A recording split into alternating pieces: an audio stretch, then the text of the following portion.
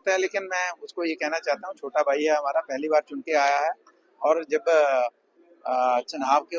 चुनाव के किनारे बहुत तेज गाड़ी चलाती है, और जब चुनाव में गिर जाती है, ना उसका इंजन मिलता है, ना ड्राइवर मिलता है, ना सवारी मिलती है। इसका ध्यान रखे कि स्पीड अपनी बराबर रखे, ताकि वो सिचुएशन में आए, ना ड्राइवर मिले और ना सवारी मिले और ना गाड़ी का इंजन मिले। सर, कल आपने फास्ट बॉलर और गूगली पर बात की थी, इसका क्या आपसे तात्पर्य क्या रहेगा? हाँ, देखिए, चुनाव से पहले तो हमारे सीएम साहब तो फास्ट बॉलर थे, लेकिन अब वो गूगली पे आ गए हैं, अब वो स्पिन पे आ गए हैं। अब जब जिस तरीके से उन्होंने कमिटमेंट की, 200 unit free, 10 kilo ration, 1 lakh नौकरी, तो अब अभी तो वो स्पिन फेंकने लगे हैं, अब गूगली फेंकने लगे हैं। इसलिए हमने उनको इशारों इशारों में बता दिया। और उन्होंने भी कटाक्ष किया था हमारे ऊपर कि मनकोटिया जी पिछली बार अपनी स्पीच में जब स्पीच करने आए, तो वो पैड वैड लगा के आए थे, वो हेलमेट लगा के आए थे क्रिकेट खेलने, लेकिन वो फुटबॉल खेलने लगे। तो हमने भी कहा कि सीएम साहब, आप भी चुनाव से पहले फास्ट बॉलर थे, लेकिन असेंबली के बाद, चुनाव सरकार बनने के बाद आप भी गूगली पे आ गए।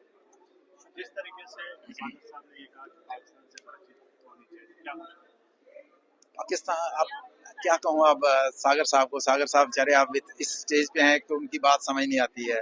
भगवान करे उनको लंबी उम्र और उनका स्वास्थ्य ठीक रहे, हम कहना चाहते हैं। सीनियर मोस्ट मेंबर हैं, लेकिन अब वो उनका जो पुराना राग है वो निकल गया है। आज भारत इतना सक्षम है। मैंने असेंबली के अंदर भी कहा था कि हमारे देश के प्रधानमंत्री वो प्रधानमंत्री नहीं है कि एक समय था कि हमारे देश के प्रधानमंत्री अमेरिका जैसे देश में जाते थे तो इन्हें इंतजार करना पड़ता था, अमेरिका के प्रेसिडेंट से समय लेना पड़ता था। आज उल्टा समय आ गया कि वहाँ के प्रेसिडेंट्स को हमारे प्रधानमंत्री से समय लेना पड़ता है मिलने के लिए। तो आज हमारा देश इतना सक्षम है, हमारे मोदी जी इतने सक्षम है कि वो पड़ोसी मुल्क की सलाह नहीं चाहिए उनको जम्मू कश्मीर में शांति कैसे आनी है।